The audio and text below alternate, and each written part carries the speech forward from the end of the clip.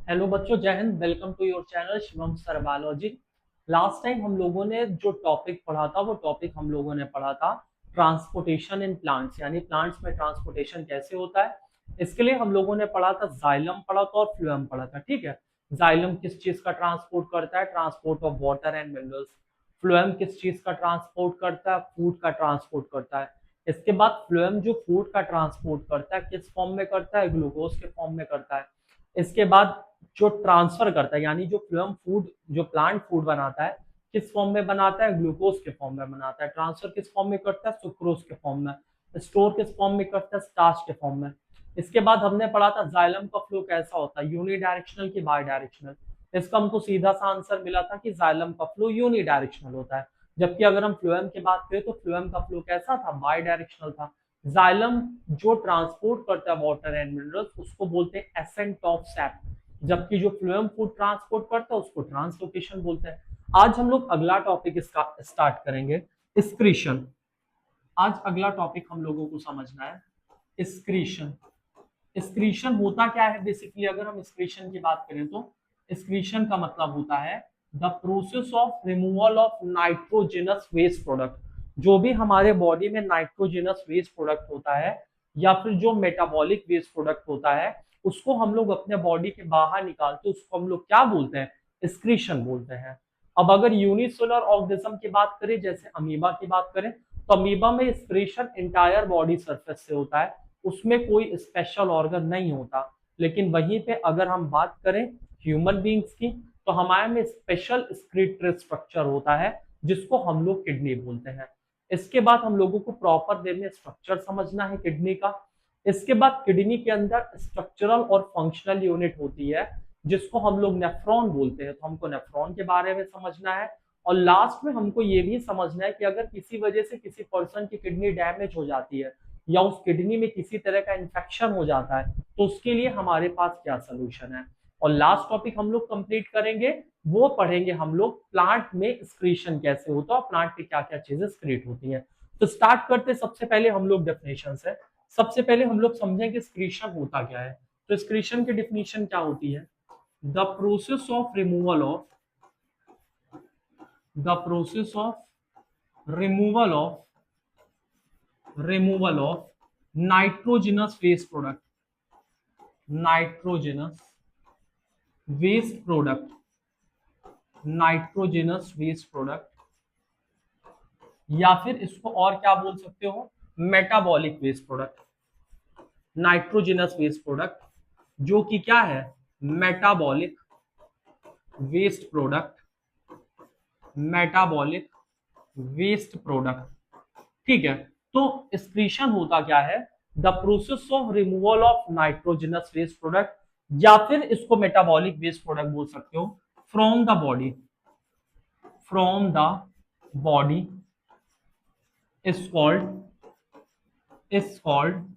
Excretion, is called excretion. तो excretion होता क्या बच्चा? सिंपल से लैंग्वेज में, the process of removal of nitrogenous waste product, यानी एक प्रोसेस है जिसमें हम लोग नाइट्रोजनस वेस्ट प्रोडक्ट को बाहर रिमूव करते हैं, या फिर जिसको मेटाबॉलिक वेस्ट प्रोडक्ट बोलते हैं उसको बॉडी के बाहर रिमूव करते हैं। इसी को हम लोग क्या बोलते हैं? एक्सक्रीशन बोलते हैं।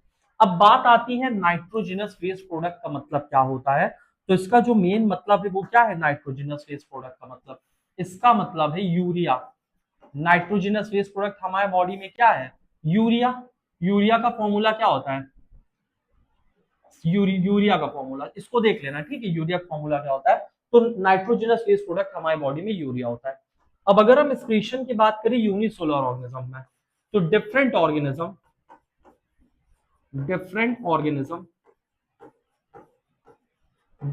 Organism perform perform excretion differently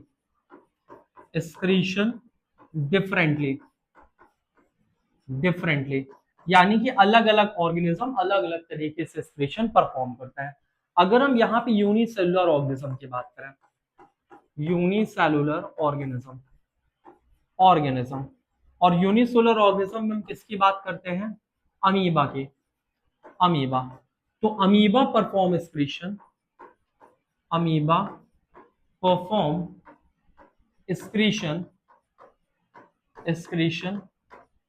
from their entire body surface, from their entire body surface, entire body surface, entire body surface। अगर हम यूनिसेलुलर ऑर्गेनिज्म ऐसे अमीबा की बात करें तो अमीबा आपको अच्छी तरह से पता है बहुत ज्यादा कोई कॉम्प्लेक्स ऑर्गेनिज्म नहीं है। अमीबा एक सिंपल ऑर्गेनिज्म है। तो अमीबा के अंदर जो भी मेटाबॉलिक वेस्ट प्रोडक्ट होगा वो उसको कैसे बॉडी के बाहर निकालेगा, वो बॉडी के बाहर निकालेगा from the entire body surface through by the process called diffusion, by the process called simple diffusion, simple diffusion, diffusion. तो अमीबा मेटाबॉलिक वेस्ट प्रोडक्ट कैसे निकाल देगा? By the process of simple diffusion. Simple diffusion से amoeba metabolic waste product अपने body के बाहर निकाल देगा। जबकि अगर हम बात करें किसकी बात करें, कॉम्प्लेक्स ऑर्गेनिज्म के,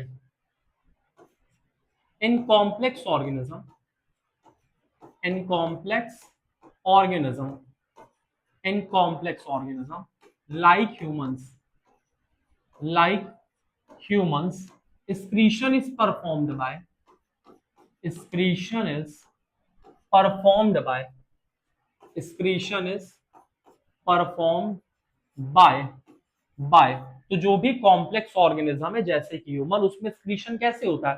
तो उसमें excretion is perform by the, excretion हम लोगों में कौन परफॉर्म करता है? हमारी बॉडी में एक्सक्रीशन कौन करेगा बताओ?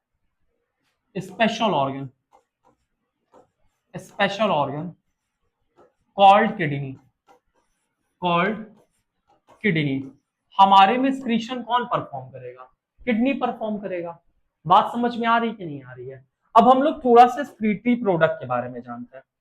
ध्यान से देखो, एक्सक्रीटरी प्रोडक्ट, एक्सक्रीटरी प्रोडक्ट यानी कि अलग अलग ऑर्गेनिज्म में अलग अलग तरीके का एक्सक्रीटरी प्रोडक्ट होता है।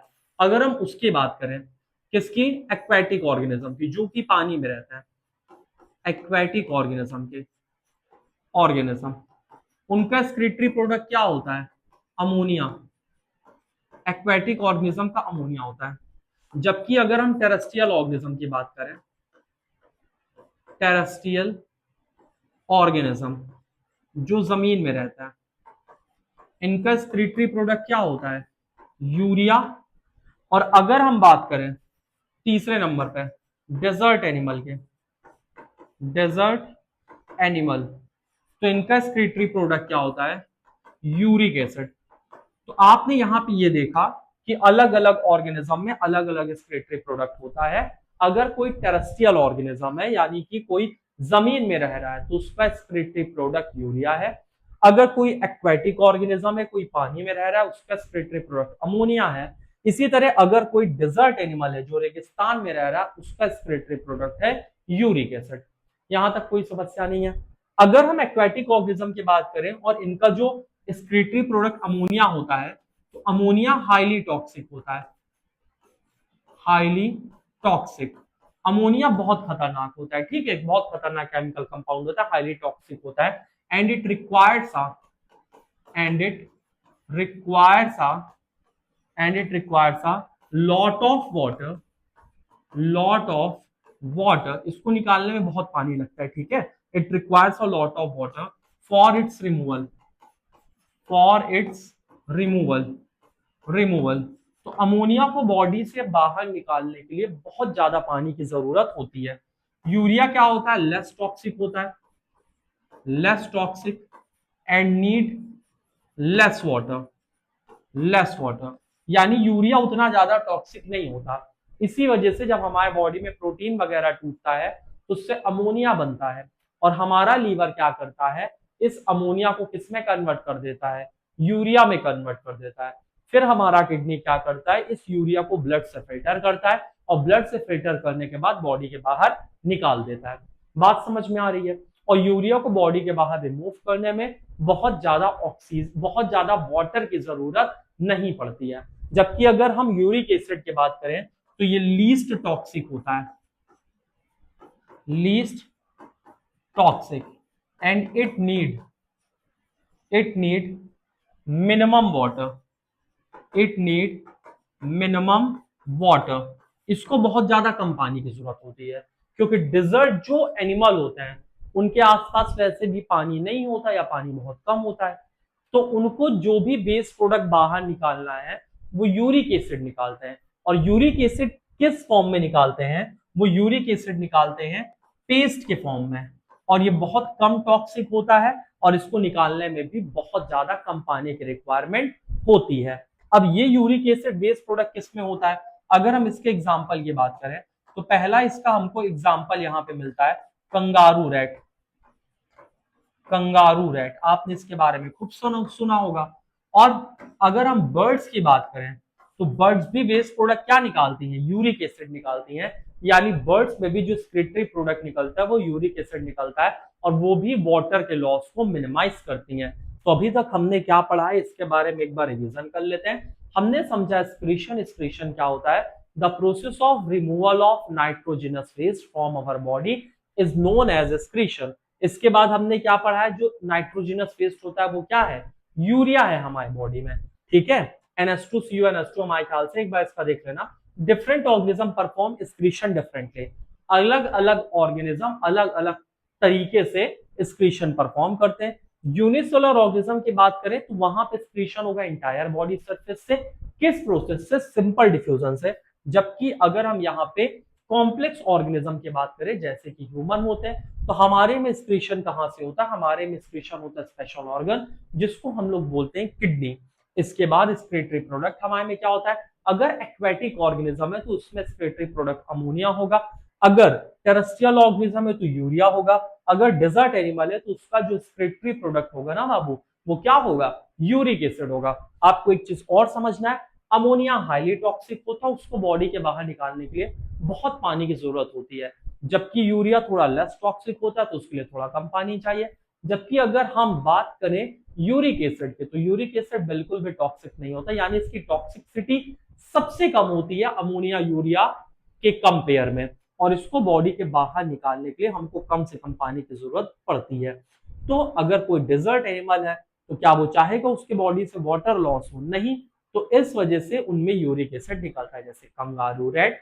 इसके साथ साथ में मान लो अगर बर्ड्स फ्लाई कर रही है ना, तो बार बार नीचे आके तो पानी पिएंगे नहीं, तो वो भी वाटर को क्या करती हैं? प्रिवेंट करती हैं। तो उनका भी वेस्ट प्रोडक्ट क्या होता है? यूरिक एसिड होता है। अब अगर हम बात करें ह्यूमन स्क्रीटरी सिस्टम की, तो स्टार्ट करते अगला topic, human excretory system. Human excretory system. Human excretory system में क्या क्या होता है इसके बारे में हम लोग समझते हैं। तो अगर ह्यूमन स्क्रीटरी सिस्टम की बात करें तो आप लोग बताओ ह्यूमन स्क्रीटरी सिस्टम में क्या क्या होता है? बताओ ध्यान से। अगर हम ह्यूमन स्क्रीटरी सिस्टम की बात करें तो ह्यूमन स्क्रीटरी सिस्टम में क्या क्या चीजें होती हैं, इसके इसके इसके बारे में आपको ध्यान से समझना पड़ेगा। चलो ध्यान से देखो, human excretory system, human excretory system में क्या क्या होता है? तो human excretory system consist of, human excretory system, human excretory system system consist of a pair of kidney, a pair of kidney, a pair of ureter, a pair of ureter, ureter। इसके साथ क्या होता है? Urinary bladder, urinary bladder and urethra, and urethra. तो अगर हम human excretory system की बात करें तो ह्यूमन स्क्रीटरी सिस्टम में क्या क्या है?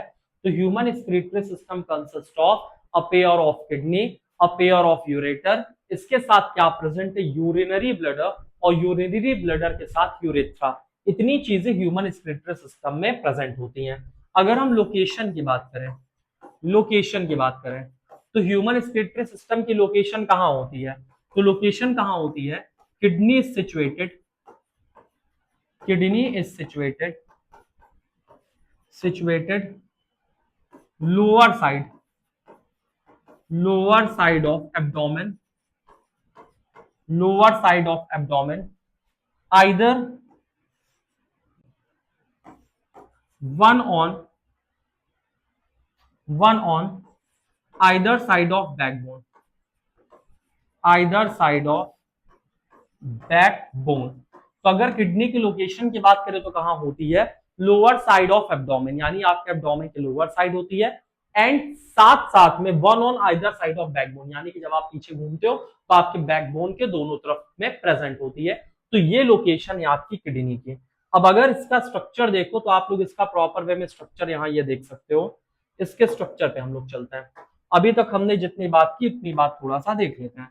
We have a pair of kidney, तो ये यहाँ पे क्या हो गई, किडनी हो गई। We have a pair of kidney, kidney के साथ क्या है, यूरेटर, यूरेटर के साथ क्या है, यूरिनरी ब्लैडर, यूरिनरी ब्लैडर, और यूरिनरी ब्लैडर के साथ क्या है, यूरेथ्रा, यूरेथ्रा। इतनी बात हम लोगों ने की है। हमारे पास क्या है, पेयर ऑफ किडनी है। पेयर ऑफ किडनी के साथ क्या क्या है, यूरेटर है, यूरेटर के साथ क्या है, यूरिनरी ब्लैडर है, इसके साथ यूरेथ्रा है। इसके बाद किडनी के ऊपर एक ऐसे ग्लैंड होती है जिसको बोलते हैं एड्रेनल ग्लैंड, एड्रेनल ग्लैंड। ठीक है, तो किडनी के ऊपर जो ग्लैंड होती है एड्रेनल ग्लैंड होती है। इससे कौन सा हार्मोन निकलता है, एड्रेनलिन हार्मोन, एड्रेनलिन हार्मोन। और एड्रेनलिन हार्मोन इमरजेंसी हार्मोन होता है जो कि हमको इमरजेंसी कंडीशन के लिए प्रिपेयर करता है। इसके साथ साथ में अगर हम और चीजों की बात करें तो ये आपकी हो गई है रेनल वीन, ये आपकी रेनल वीन है। इसकी बात करें, ये है renal artery, renal artery. Renal artery क्या करता है, ऑक्सीजनेटेड ब्लड सप्लाई करता है। कैसा ब्लड सप्लाई करेगा, ऑक्सीजनेटेड ब्लड। कैसा ब्लड सप्लाई करेगा, ऑक्सीजनेटेड, ऑक्सीजनेटेड ब्लड। जबकि यहां जो रेनल वीन है ये क्या करती है, ये डीऑक्सीजनेटेड ब्लड को, डीऑक्सीजनेटेड ब्लड को कहां ले जाने का काम करती है, हार्ट में ले जाने का काम करती है। ठीक है, तो ये आपका प्रॉपर वे में स्ट्रक्चर हो गया। अब आगे की बात करते हैं और आगे समझते हैं। अवर किडनी है, अवर किडनी है millions of nephron, millions of nephron, nephron. हमारी किडनी में क्या होता है, मिलियंस ऑफ नेफ्रॉन प्रेजेंट होते हैं। नेफ्रॉन क्या होता है, नेफ्रॉन, नेफ्रॉन क्या होता है, it is the structural, structural and functional unit of kidney, functional unit of kidney, of kidney. यानी कि किडनी में जो यूरिन फिल्ट्रेशन वगैरह होता है वो यूरिन फिल्ट्रेशन वगैरह कौन परफॉर्म करता है, नेफ्रॉन परफॉर्म करता है। ठीक है, तो अवर किडनी यानी जो हमारी किडनी होती है इसमें मिलियंस ऑफ नेफ्रॉन होते हैं। और नेफ्रॉन क्या होता है, it is the structural and functional unit of kidney. हमारे बॉडी का जो स्ट्रक्चरल और फंक्शनल यूनिट होता है किडनी का वो कौन होता है, नेफ्रॉन होता है। यहां तक बात समझ में आई। अगर नेफ्रॉन की अगर आपको लोकेशन हम यहाँ पे बताएं तो कुछ ऐसा होता है नेफ्रॉन।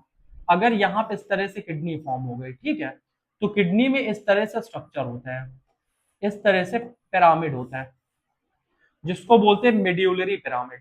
और अगर आप ये एक मेड्यूलरी पिरामिड को ऐसे बाहर निकालोगे, ठीक है, तो इसमें इस तरह से नेफ्रॉन लगे होता है। इसमें इस तरह से यहाँ पे क्या लगा होता है बच्चा, नेफ्रॉन लगा होता है। ध्यान से देखो, इसमें इस तरह से यहाँ पे नेफ्रॉन इस तरह से रहता है। ठीक है, इस तरह से इसमें ऐसे नेफ्रॉन रहता है। तो इस तरह से नेफ्रॉन रहता है। तो आगे हम लोग समझेंगे स्ट्रक्चर ऑफ नेफ्रॉन।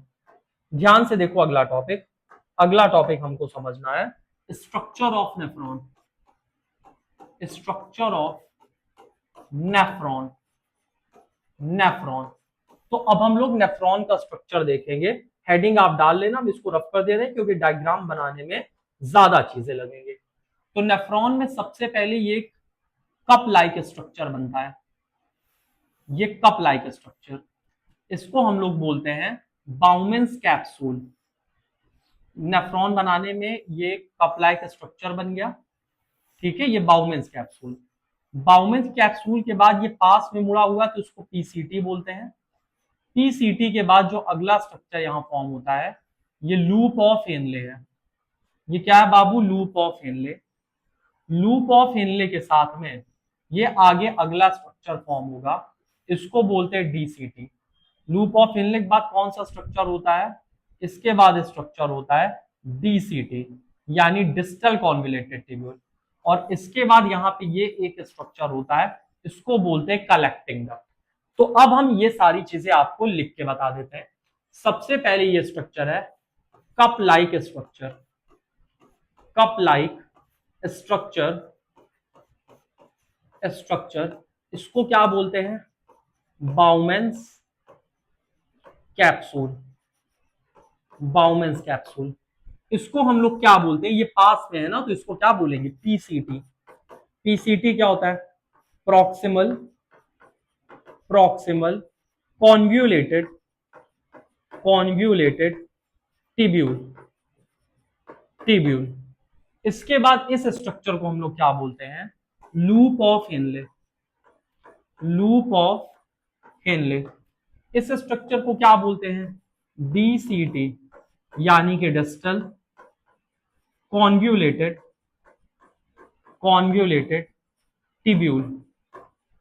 टिब्यूल। ये वाला स्ट्रक्चर क्या है? ये है आपका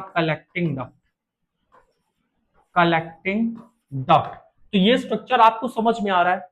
सबसे पहले है बाउमेंस कैप्सूल।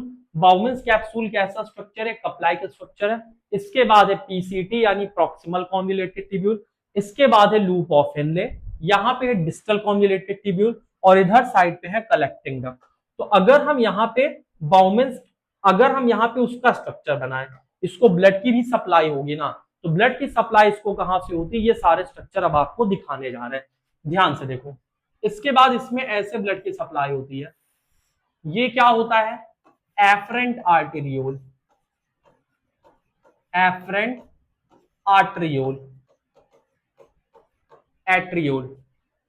आर्टेरियोल यहां पे ऐसे स्ट्रक्चर में ब्रेक डाउन होता है। किसमें ब्रेक डाउन होता है ये एफरेंट आर्टेरियोल? एफरेंट आर्टेरियोल टूटता है कैपिलरीज में, और आपको पता है कैपिलरी लीकी होती है। इस कैपिलरी का क्या नाम है? इस कैपिलरी का नाम है ग्लोमेरुलस। ठीक है। इसके बाद इससे क्या बनता है? यहाँ पे इससे ग्लोमेरुलस आपस मिलकर बनाती है इफरेंट आर्टेरियोल। ठीक है। इफरेंट आर्टेरियोल के बाद यहां पे स्ट्रक्चर फॉर्म होता है, इसको हम लोग बोलते हैं वासा रेक्टा। ठीक है। यहां पे स्ट्रक्चर फॉर्म होता है, इस स्ट्रक्चर को हम लोग क्या बोलते हैं? वासा रेक्टा। ये स्ट्रक्चर यहां फॉर्म हुआ। आ रही ना बात समझ में? इस स्ट्रक्चर को बोलेंगे वासा रेक्टा। एक मिनट, थोड़ा सा इसको फिर से समझना है। इस स्ट्रक्चर को हम लोग बोलते हैं वासा रेक्टा। कैसे आएगा ये ऐसे आ गया, ये इस तरह से इसको यहाँ पे ऐसे लूप करता है। ठीक है। तो ये स्ट्रक्चर यहाँ पे ऐसे लूप करेगा और ये ऐसे जाएगा। तो थोड़ा सा इसको समझ लेना। ठीक है। कैपिलरी है, इसको हम लोग क्या बोलेंगे? वासा रेक्टा। वासा रेक्टा के बाद फिर ये आगे वेन्यूल बनाएगा। वेन्यूल के बाद ये मेन रेनल वीन बन जाएगी, रेनल वीन। तो इस तरह से जो किडनी है उसको ब्लड की सप्लाई होती है। और अब फिल्ट्रेशन किस तरह से होगा ये आपको समझना है। देखो यहाँ पे जो एफरेंट आर्टेरियोल है, एफरेंट आर्टेरियोल में यहाँ पे ऑक्सीजन भी है, साथ साथ में वेस्ट प्रोडक्ट भी है, नाइट्रोजनस वेस्ट प्रोडक्ट भी है एफरेंट आर्टेरियोल में। इसके बाद जब ब्लड ऑक्सीजन सप्लाई करता है किडनी को, उसी टाइम पे ये जो ग्लोमेरुलस है इससे कुछ चीजें फिल्टर होती हैं। क्या क्या फिल्टर होती हैं? एक तो C6H12O6 ग्लूकोज फिल्टर होता है, इसके साथ सॉल्ट फिल्टर होते हैं, इसके साथ आयंस फिल्टर होता है। ठीक है। आयंस के साथ यूरिया फिल्टर होता है, यूरिया के साथ यूरिक एसिड फिल्टर होता है, यूरिक एसिड फिल्टर के साथ क्या फिल्टर होता है? अमीनो एसिड फिल्टर होता है, अमीनो एसिड फिल्टर होता है। तो ये सारी चीजें हमारे ग्लोमेरुलस से फिल्टर होके किडनी में आती हैं, और इसको हम लोग क्या बोलते हैं? इसको बोलते हैं फिल्ट्रेट। इसको क्या बोलते हैं, फिल्ट्रेट। तो ये सारी चीजें फिल्टर होती है, जैसे ग्लूकोज है, सॉल्ट है, आयंस है, ठीक है, आयंस के साथ साथ में यूरिया है, ठीक है, यूरिक एसिड थोड़ा सा गलत हो गया, यूरिया के साथ यूरिक एसिड यहाँ पे नहीं होना चाहिए, एक मिनट, एक मिनट, थोड़ा सा इसको बता देते हैं, यूरिक एसिड यहाँ नहीं होना चाहिए, ठीक है, यूरिया कुछ अमाउंट तो फिल्टर होता ही है, लेकिन यूरिक एसिड यहाँ से हटा देते हैं, ध्यान से समझना, ये यूरिक एसिड यहाँ से हटा देते हैं, ध्यान से देखो क्या क्या चीजें यहाँ पे फिल्टर हो रही हैं, इसके बारे में यहाँ पे आपको समझना है।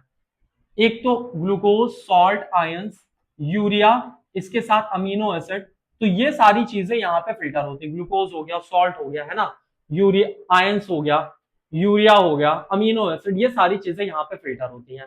इसको हम लोग क्या बोलते हैं, फिल्ट्रेट, फिल्ट्रेट। इसके बाद यहाँ पे कुछ चीजें सेलेक्टिवली रीअब्सॉर्ब हो जाती हैं, यहाँ पे कुछ चीजें सेलेक्टिवली रीअब्सॉर्ब हो जाती हैं, सेलेक्टिवली रीअब्सॉर्ब, रीअब्सॉर्ब क्या, अच्छा यहाँ वाटर भी फिल्टर होता है, जितना एक्सेस पानी पियोगी उस हिसाब से यहाँ वाटर का भी फिल्ट्रेशन होता है। तो आपकी बॉडी में नीड के हिसाब से जो ग्लूकोज होता है, ग्लूकोज सेलेक्टिवली रीअब्सॉर्ब हो जाता है, वाटर सेलेक्टिवली रीअब्सॉर्ब हो जाएगा, सॉल्ट सेलेक्टिवली रीअब्सॉर्ब हो जाएगा, इसके साथ जो यहाँ पे अमीनो एसिड है, अमीनो एसिड यहाँ पे सेलेक्टिवली रीअब्सॉर्ब हो जाएगा। तो ग्लूकोज हो गया, वाटर हो गया, सॉल्ट हो गया, है ना, इसके साथ अमीनो एसिड हो गया, तो ये सारी चीजें हमारी किडनी में फिर से सेलेक्टिवली रीअब्सॉर्ब हो जाती हैं। बाकी चीजें इस रेनल ट्यूब से होती हुई यहां से गुजरती हैं, और यहां से गुजरने के बाद जो भी हमारा यूरिन होता है, हमारा यूरिन यहां से पहुंचता है कलेक्टिंग डक्ट, और कलेक्टिंग डक्ट के बाद जो यूरिन होता है, यूरिन को कहां पे पहुंचता है, कलेक्टिंग डक्ट के बाद यूरिन पहुंचता है यूरिनरी ब्लडर में, कहां पे पहुंचता है, यूरिनरी ब्लडर। तो फ्रॉम कलेक्टिंग डक्ट, अगर इसको हम प्रॉपर वे में बात करें, तो सबसे पहले बाउमेंस कैप्सूल में फिल्ट्रेशन हुआ, बाउमेंस कैप्सूल में फिल्ट्रेशन हुआ, कैप्सूल में फिल्ट्रेशन, बाउमेंस कैप्सूल से चीजें कहां पहुंचती, पीसीटी, पीसीटी से कहां पहुंची, loop of Henle, loop of Henley से कहां पहुंची, डीसीटी, डीसीटी से कहां पहुंची, कलेक्टिंग डक्ट, कहां पहुंची, कलेक्टिंग डक्ट, कलेक्टिंग डक्ट से कहां पहुंचती है, यूरिनरी ब्लैडर, यूरिनरी ब्लैडर। और यहां पे जो यूरिनरी ब्लैडर है, यूरिनरी ब्लैडर ये ऐसा स्ट्रक्चर होता है, और जो यूरिनरी ब्लैडर होता है, it is in control of, it is in control of, control of nervous system, किसके कंट्रोल में है, नर्वस सिस्टम के ये कंट्रोल में है। तो यहां पे जो यूरिनरी ब्लैडर है, यूरिनरी ब्लैडर, ब्लैडर जब ये फिल हो जाता है, यानी जब ये पूरी तरह से भर जाता है, तो यूरिनरी ब्लैडर कॉन्ट्रैक्ट करता है, यूरिनरी ब्लैडर क्या करता है, कॉन्ट्रैक्ट, और ये वाला पार्ट है यूरेथ्रा, यूरेथ्रा क्या करता है, रिलैक्स। तो यूरिनरी ब्लैडर बच्चा आपका कॉन्ट्रैक्ट करता है, जबकि यूरेथ्रा आपका रिलैक्स करता है, और इनके कॉन्ट्रैक्शन और इनके रिलैक्सेशन से फिर हो जाता है मैच्योरेशन, मैच्योरेशन, मैच्योरेशन क्या होता है, यानी कि अब यूरिन बॉडी के बाहर निकल जाती है। बात समझ में आ रही है ना, यहां तक कोई प्रॉब्लम तो नहीं है। यहां से आपका जो किडनी वाला पार्ट है वो आपका प्रॉपर वे में कंप्लीट हो गया है। अब हम लोग इतनी बात थोड़ी सी एनसीईआरटी से पढ़ लेते हैं, फिर हम लोग इसके बाद आगे की बात करेंगे, ठीक है। अब इसको थोड़ा सा हम लोग एनसीईआरटी से देख लेते हैं, चलो इसको एनसीईआरटी से देख लेते हैं, फिर आगे की बात हम लोग करते हैं। साइड बाय साइड एनसीईआरटी पढ़ते जाओ तो ज्यादा सही रहता है।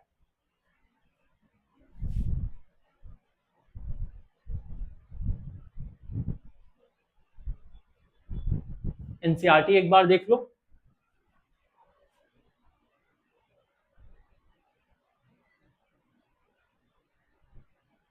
ये ओपन हो गई एनसीईआरटी एक्सक्रीशन। चलो ध्यान से समझो एक्सक्रीशन के बारे में। देखिए एक्सक्रीशन में क्या, हमने पहले डिस्कस कर लिया है कि ऑर्गेनिज्म में जो गैसियस वेस्ट होता है, जो प्लांट फोटोसिंथेसिस के टाइम में जनरेट करता है या रिस्पायरेशन के टाइम में जनरेट करता है, वो बॉडी बाहर रिमूव कर देता है। लेकिन बॉडी में क्या होता है, मेटाबॉलिक वेस्ट भी जनरेट होता है, जिसको जो कि नाइट्रोजनस मटेरियल से बना होता है, और इसको हमको बॉडी के बाहर रिमूव करना है, क्योंकि ये सब हार्मफुल मेटाबॉलिक वेस्ट होता है। और इस हार्मफुल मेटाबॉलिक वेस्ट को बॉडी के बाहर निकालना क्या कहलाता है? एक्सक्रीशन। और डिफरेंट ऑर्गेनिज्म अलग अलग स्ट्रेटेजी करते हैं इसको बॉडी से बाहर निकालने के लिए। यूनिसेलुलर ऑर्गेनिज्म की बात करें तो उसमें सिंपल डिफ्यूजन से ये सारा वेस्ट बॉडी के बाहर चला जाता है। जबकि अगर मल्टीसेलुलर ऑर्गेनिज्म की बात करें तो मल्टीसेलुलर ऑर्गेनिज्म में स्पेशल ऑर्गन होता है किडनी। इस फंक्शन को परफॉर्म करने के लिए हमारे पास किडनी प्रेजेंट होती है। अब आगे की बात देखो, स्क्रीशन इन ह्यूमन बींग्स। हमारे में स्क्रीशन के लिए क्या क्या होता है? तो the excretory system of human beings में पेयर ऑफ किडनी होता है, पेयर ऑफ यूरेटर होता है, यूरिनरी ब्लैडर होता है, इसके साथ यूरेथ्रा होता है।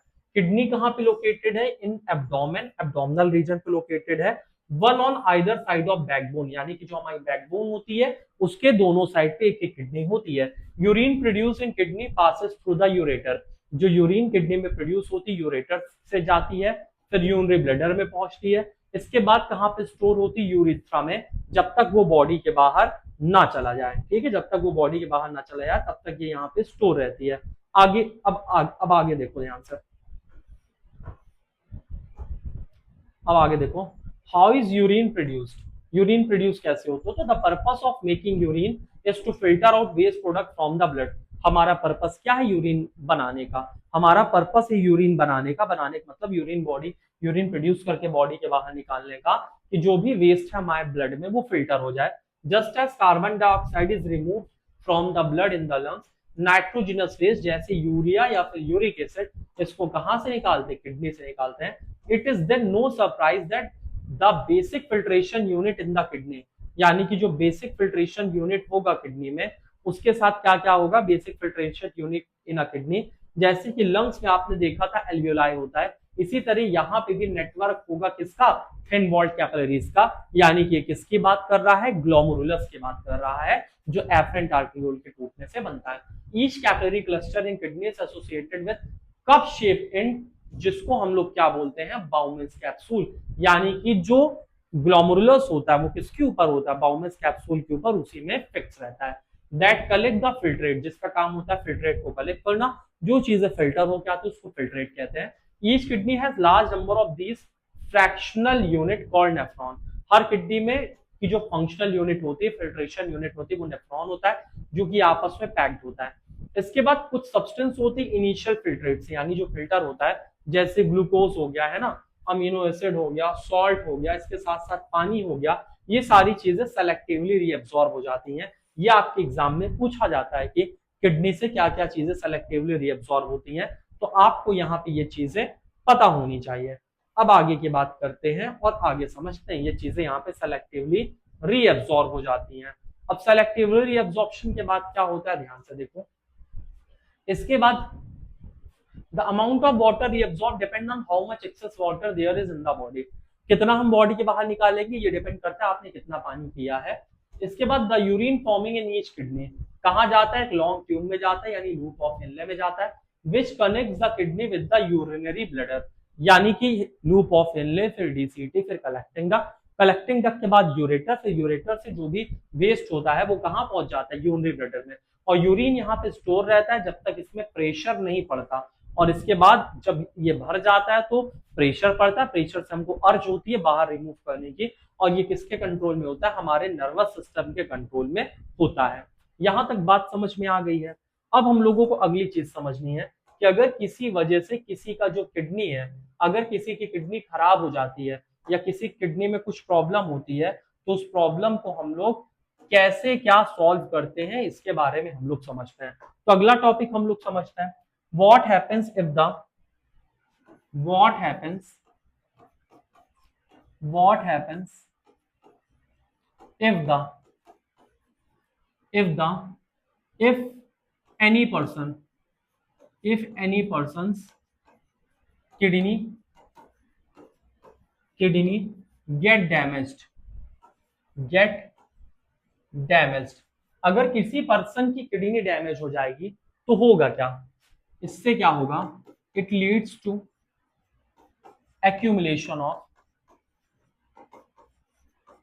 it leads to accumulation of nitrogenous waste product nitrogenous waste product, waste product, इससे क्या होगा, शरीर में नाइट्रोजनस वेस्ट प्रोडक्ट इकट्ठा होने लगेगा, which is harmful for the body, which is harmful, which is harmful for the body, for the body, जो कि हमारे बॉडी के लिए हार्मफुल होगा यानी खतरनाक होगा। तो इसके बाद हमारे पास दो रास्ते हैं, इसके बाद हमारे पास दो रास्ते हैं। सबसे पहला रास्ता क्या है, एक तो आप किडनी ट्रांसप्लांट करवा लो, किडनी ट्रांसप्लांट, और दूसरा रास्ता क्या है, डायलिसिस, डायलिसिस। किडनी ट्रांसप्लांट आपका परमानेंट मेथड है, परमानेंट, और डायलिसिस आपका क्या है, टेम्परेरी, यानी डायलिसिस बार बार करवानी पड़ेगी, और अगर आपने ट्रांसप्लांट करवा लिया तो फिर आप मतलब काफी टाइम के लिए 5 साल 10 साल जैसी आपकी लाइफ स्टाइल रहेगी, जैसी आपकी बॉडी की कंडीशन रहेगी, आप उस तरह से डिपेंड रहोगे। अगर किडनी ट्रांसप्लांट की बात करें जो कि परमानेंट होता है, तो इसके लिए आपको क्या चाहिए, सूटेबल डोनर, सूटेबल डोनर, यानी इसके लिए आपको किसी ना किसी अच्छे डोनर की जरूरत पड़ेगी जो कि आपको किडनी दान कर सके, ठीक है। तो किडनी ट्रांसप्लांट के लिए सूटेबल डोनर की जरूरत पड़ती है, लेकिन इसमें एक चीज और होता है कि एक बार उस अगर आपको किडनी लग भी गई, ठीक है, अगर कोई पर्सन बीमार हो और उसको किडनी लग भी गई, किसी और डोनर से मिल गया, तो भी उसको जिंदगी भर तक उसका इम्यूनिटी सिस्टम को सप्रेस करना पड़ेगा, यानी उसको दवाएं खानी पड़ेंगी जिससे कि इम्यूनिटी सिस्टम उसका सप्रेस रहे। इम्यूनिटी सिस्टम सप्रेस होने से फायदा क्या होता है कि ग्राफ्ट रिजेक्शन नहीं होगा। ग्राफ्ट रिजेक्शन क्या होता है बच्चा, अगर किसी पर्सन को किसी की किडनी लग रही है, तो किडनी तो कोई ना कोई फॉरेन चीज ही है, यानी किडनी बाहर की चीज ही है जो कि इसकी बॉडी में एक्चुअल में आई हुई है।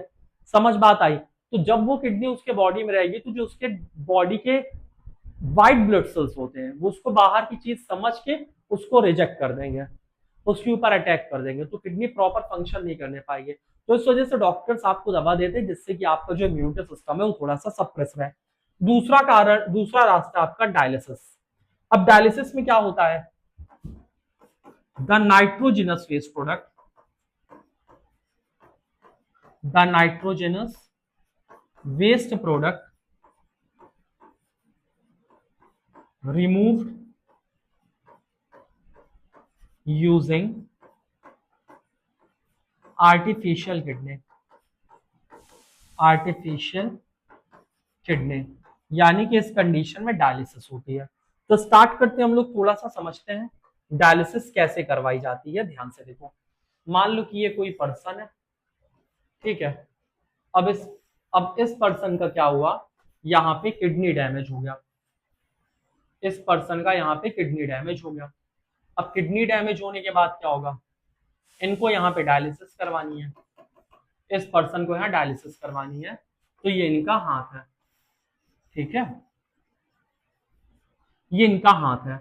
बात बच्चा बहुत ध्यान से समझते जाना, यहाँ पे एक आर्टरी होती है, इस आर्टरी को बोलते हैं रेडियल आर्टरी, रेडियल आर्टरी।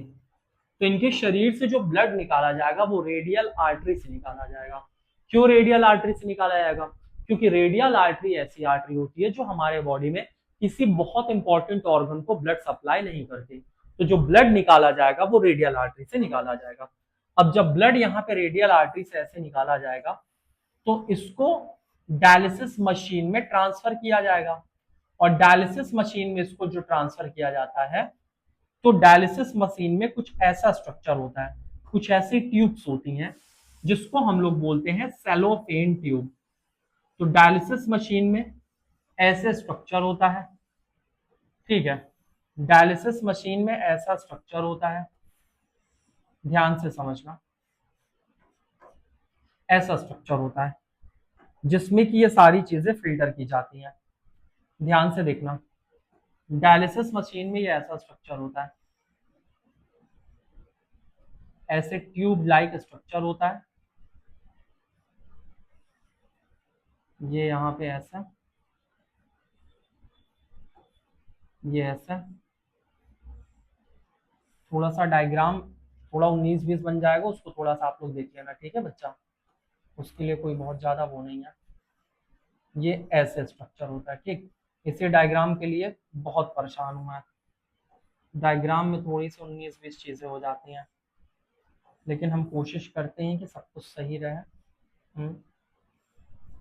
सही बन रहा है, सही बन रहा है, बन गया, ठीक, बन गया। ध्यान से देखो, ध्यान से देखो यहाँ पे क्या होता है। एक मिनट, इसको ऐसे जोड़ना पड़ेगा ना। एक मिनट, कैसे बनेगा ये, चलो इसको समझा देते हैं, देख लेना। ये मान लो इस तरह से सेलोफेन ट्यूब बन गई, ध्यान से समझते जाओ।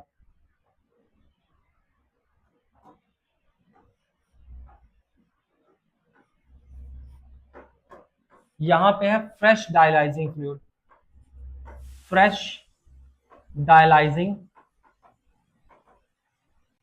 Fluid.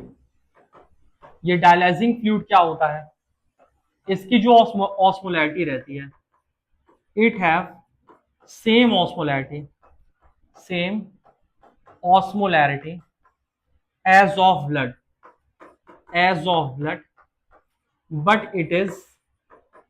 but it is devoid of nitrogenous waste, nitrogenous waste. जिस चीज से हम ब्लड को फिल्टर करते हैं तो उस फ्लूइड का नाम होता है डायलाइजिंग फ्लूइड। जिस चीज से हम ब्लड को फिल्टर करते हैं ना, उस फ्लूइड का नाम क्या होता है, डायलाइजिंग फ्लूइड। तो इसमें जो फ्लूइड भरा होता है, जो इसमें लिक्विड भरा होता है बाहर, इसको हम लोग डायलाइजिंग फ्लूइड कहते हैं, ठीक है। इसमें कौन सा फ्लूइड होता है, डायलाइजिंग फ्लूइड होता है, जिस वजह से ये चीजें यहाँ पे फिल्टर होती हैं। इसके बाद जो यूज हो जाता है डायलाइजिंग फ्लूइड, जो डायलाइजिंग फ्लूइड यहाँ पे यूज हो गया, उसको यहाँ पे ऐसे बॉडी के बाहर निकाला, मतलब इस मशीन के बाहर निकालते हैं, तो यहाँ पे इकट्ठा होता है used dialysing fluid, used dialysing fluid, यहाँ पे यूज्ड डायलाइजिंग फ्लूइड है। इसके बाद क्या होता है, जो ब्लड होता है, ब्लड को वापस से यहाँ से भेजा जाता है, फिल्टर होने के बाद ब्लड को यहाँ से वापस भेजा जाता है रेनल वीन में, रेनल वीन नहीं, रेडियल आर्टरी से निकाला गया था रेडियल वीन, ब्लड को वापस कहाँ भेजा जाता है, रेडियल वीन, रेडियल वीन में फिल्टर होने के बाद। अब ध्यान से देखो, यहां से ब्लड आया, रेडियल आर्टरी से निकाला गया, ब्लड को भेजा गया इस ट्यूब में, इस ट्यूब का क्या नाम है, इस ट्यूब का नाम है सेलोफेन ट्यूब। ये कौन सी ट्यूब है, cellophane, cellophane tube. Cellophane tube किससे बनी है, सेलुलोज से। और ये कैसी होती है, सेमी परमिएबल, सेमी परमिएबल। तो होता क्या है, ध्यान से देखो, आपके इस ब्लड में क्या है, इस ब्लड में क्या है, यूरिया, यूरिया।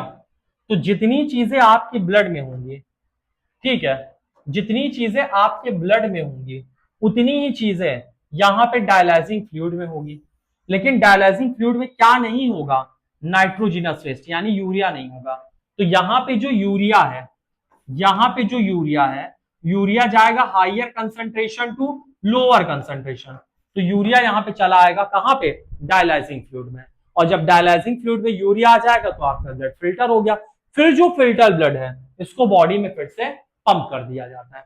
बात समझ में आई ना। और जब ब्लड को बॉडी से बाहर निकाला जाता है तो इसमें मिलाया जाता है एंटी हेपेरिन, ये सब छोड़ दो, ठीक है। मतलब यहाँ पे क्या किया जाता है, यहाँ पे इस तरह से आपका जो ब्लड होता है वो फिल्टर हो जाता है, और ब्लड का टेम्परेचर कम किया जाता है जब बॉडी के बाहर निकाला जाता है।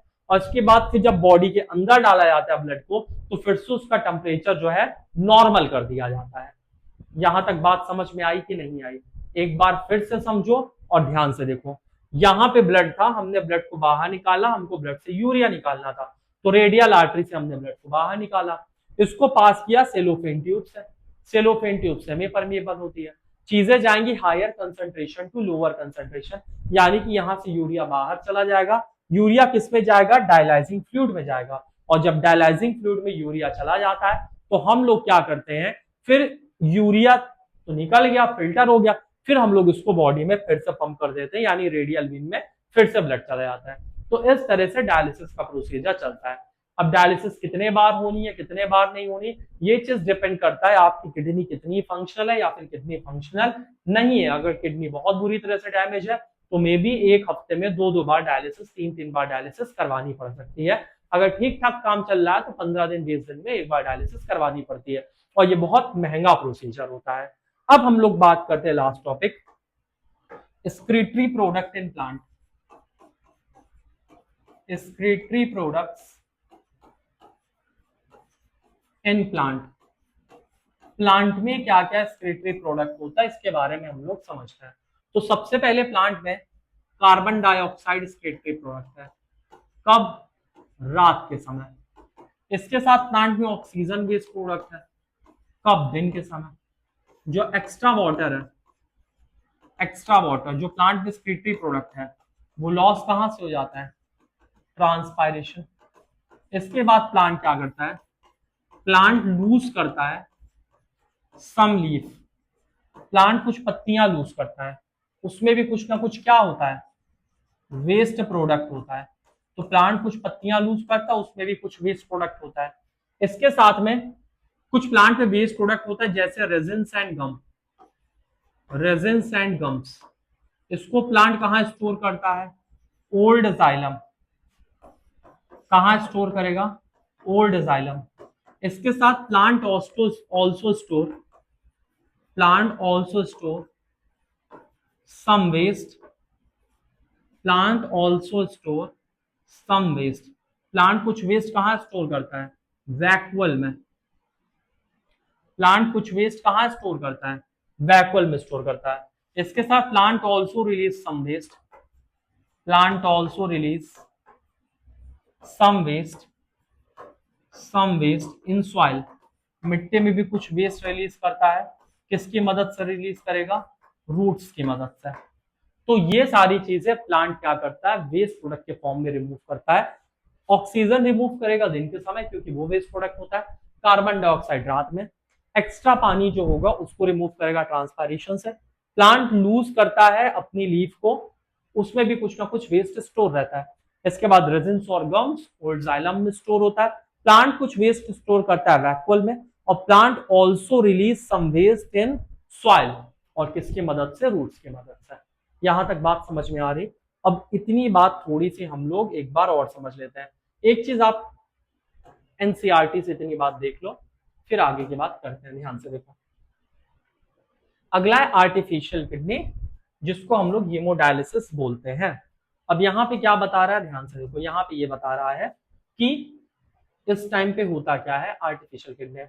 आपको पता है किडनी एक वाइटल ऑर्गन है, बहुत इंपॉर्टेंट ऑर्गन है बॉडी का। लेकिन अगर किसी इन्फेक्शन हो गया, इंजरी हो गया, या रिस्ट्रिक्टेड ब्लड फ्लो हो गया किडनी में, यानी किडनी में अच्छे से खून नहीं जा रहा है, तो किडनी की एक्टिविटी कम हो जाएगी। इससे क्या होगा? जो भी पॉइजनस वेस्ट होगा वो बॉडी में इकट्ठा होने लगेगा, जिससे पर्सन की डेथ हो सकती है। इस कंडीशन का ट्रीटमेंट क्या है? Artificial kidney. आर्टिफिशियल किडनी में हम लोग क्या करते हैं? डायलिसिस से नाइट्रोजनस वेस्ट बॉडी के बाहर निकालते हैं। आर्टिफिशियल किडनी में नंबर ऑफ ट्यूब्स होते हैं जो कि सेमी परमेबल होते हैं। अब जो number of tubes artificial kidney में वो क्या है, इसके बारे में आपको दिखाते हैं। ये देखो, ये नंबर ऑफ ट्यूब्स हैं आर्टिफिशियल किडनी में जो कि सेमी परमेबल होते हैं। इस ट्यूब का क्या नाम है? Cellophane tube. सेलोफेन ट्यूब किससे मिलके बनी है? सेलुलोज से मिलके बनी है। अब ध्यान से देखो, इसमें डायलाइजिंग फ्लूइड भरा रहता है। तो यहाँ पे जो पीले रंग का फ्लूइड भरा है, ये कौन सा फ्लूइड भरा है? डायलाइजिंग फ्लूइड भरा है। और डायलाइजिंग फ्लूइड में जो भी चीजें मिली रहती हैं उसका ऑस्मोलैरिटी हमारे ब्लड के बराबर होती है, बस इसमें नाइट्रोजनस वेस्ट नहीं होता। तो वही यहाँ पे लिखा है इस फ्लूइड की सेम ऑस्मोटिक प्रेशर होता है। किसके कंपेयर में? हमारे ब्लड के कंपेयर में। ठीक है, तो हमारे ब्लड जितना हमारे ब्लड की ऑस्मोलैरिटी होती है उतना इसमें भी होती है, except that is devoid of nitrogenous waste. इसमें नाइट्रोजनस वेस्ट नहीं होता। इसके बाद पेशेंट के ब्लड को पास किया जाता है इन्हीं सारे ट्यूब से। During this passage the waste product from the blood pass into dialysing fluid by diffusion. इसके बाद क्या होता है? जो भी वेस्ट प्रोडक्ट होता है ब्लड का वो कहाँ चला जाता है? इसी सब में चला जाता है। कैसे चला जाएगा? डिफ्यूजन से। यानी यहां से यूरिया जाएगा, यहां से यूरिया जाएगा higher concentration to lower concentration. यहाँ पे क्या है? यहाँ पे यूरिया है, यूरिया यूरिया जाएगा higher concentration to lower concentration, यानी डायलाइजिंग फ्लूइड में यूरिया यहाँ पे पहुंच जाएगा। इसके बाद क्या होगा, ये उसी तरह काम करता है जैसे कि हमारी किडनी फंक्शन करती है, लेकिन एक इंपॉर्टेंट चीज है, इसमें no reabsorption involve. Artificial kidney में रीअब्जॉर्प्शन किसी तरह का नहीं होता। और किडनी हमारे बॉडी में जितना इनिशियल फिल्टर करती है वो 180 लीटर है, लेकिन क्या आप एक दिन में 180 लीटर यूरिन निकालते हो? नहीं, क्योंकि उसका 90 से 99%, उसका 98% 99% रीअब्जॉर्ब हो जाता है। तो वही यहाँ पे लिखा है, इसका 1 से 2 लीटर ही हम एक दिन में बॉडी बाहर रिमूव करते हैं, क्योंकि करीब 99% हिस्सा बॉडी में फिर से क्या हो जाता है, रीअब्जॉर्ब हो जाता है, यानी कि किडनी आपकी सारी चीजों को रीअब्जॉर्ब कर लेती है। इसके बाद एक्सक्रीशन इन प्लांट, प्लांट में क्या क्या चीजें एक्सक्रीट करते हैं? तो प्लांट में कंप्लीटली डिफरेंट स्ट्रेटजी होती है एक्सक्रीशन के लिए। प्लांट में क्या होता है, ध्यान से देखो, ऑक्सीजन प्लांट में वेस्ट होता है, ठीक है, फोटोसिंथेसिस के टाइम में यानी दिन के टाइम में। इसके साथ रात के टाइम में प्लांट में वेस्ट क्या होता है, CO2 होता है। एक्सेस वाटर प्लांट कैसे निकालता है, ट्रांसपायरेशन से निकालता है। बात समझ में आ रही है ना, एक्सेस वाटर प्लांट कैसे निकालेगा, ट्रांसपायरेशन से निकाल देगा। इसके बाद प्लांट क्या करता है, प्लांट में जो डेड टिश्यू वगैरह होती है प्लांट उसको भी लूज करता है। जैसे प्लांट अपने कुछ लीव्स को लूज कर देता है जिसके साथ वेस्ट प्रोडक्ट बॉडी के बाहर निकल जाता है। प्लांट कुछ वेस्ट प्रोडक्ट बैकवल में स्टोर करता है। इसके बाद प्लांट में रेजिन्स और गम्स होते हैं। रेजिन्स गम्स कहाँ स्टोर होते हैं, ओल्ड जाइलम में स्टोर होते हैं। इसका प्लांट कुछ चीजें क्रिएट करता है सॉइल में, किसकी मदद से क्रिएट करेगा, टिश्यू की मदद से, है ना। कौन से टिश्यू, कौन से ऑर्गन की मदद से, रूट की मदद से। तो ये सारी चीजें प्लांट में इस तरह से वेस्ट जाता है। अब ऑर्गन डोनेशन काफी इंपॉर्टेंट एक्ट है, लोगों को ऑर्गन डोनेट करना चाहिए, है ना। इससे उनको फायदा होता है जिनके कोई ऑर्गन फंक्शन नहीं कर रहे हैं। कोई भी एज, कोई भी जेंडर का इसमें ऑर्गन को डोनेट कर सकता है, ठीक है। अब आगे ध्यान से ये समझना है कि किनको किनको डोनेट करना है, किनको किनको नहीं करना, क्योंकि कुछ बीमारियां होती हैं उसमें ऑर्गन डोनेशन नहीं हो सकता। तो ध्यान से देखो आगे, ऑर्गन ट्रांसप्लांट सेव करता है कई लोगों की लाइफ को। इसमें in organ transplant, organ surgically remove, उसको सर्जिकली बॉडी से रिमूव किया जाता है और दूसरे में ट्रांसप्लांट कर दिया जाता है। किस किस चीज को हम लोग ट्रांसप्लांट करवा सकते हैं, दूसरों को दे सकते हैं, कॉर्निया हो गया आंख की, है ना, किडनी हो गया, हार्ट हो गया, हार्ट कैसा होता है, न्यूरोजेनिक के मायोजेनिक, मायोजेनिक, लीवर हो गया, पैंक्रियाज हो गया, लंग्स हो गया, इंटेस्टाइन हो गया, बोन मैरो हो गया, ये सब डोनेट करते हैं। और ऑर्गन डोनेशन कब होता है, जस्ट अगर आफ्टर द डेथ, डेथ के जस्ट बाद, जब डॉक्टर पर्सन को ब्रेन डेड डिक्लेयर करता है। लेकिन कुछ ऑर्गन होते हैं, है ना, such as kidney, part of liver, lung and tissue can be donated while the donor is alive. लेकिन किडनी हो गया, लीवर हो गया, लंग्स हो गया, ये सब तभी डोनेट किया जा सकता है जब डोनर जिंदा हो। मरने के बाद ये चीजें डोनेट करने से कोई मतलब नहीं है, क्योंकि फिर यूज नहीं आएगी। यहां से आपका चैप्टर खत्म होता है। आई होप आपको क्लास समझ में आई होगी। अब इसके बाद कल हम लोग करीब 100 MCQ इस चैप्टर से रिलेटेड सॉल्व करेंगे, तो आप लोग इसको अच्छे से तैयार कर लेना। मिलते हैं नेक्स्ट क्लास में, तब तक के लिए जय हिंद।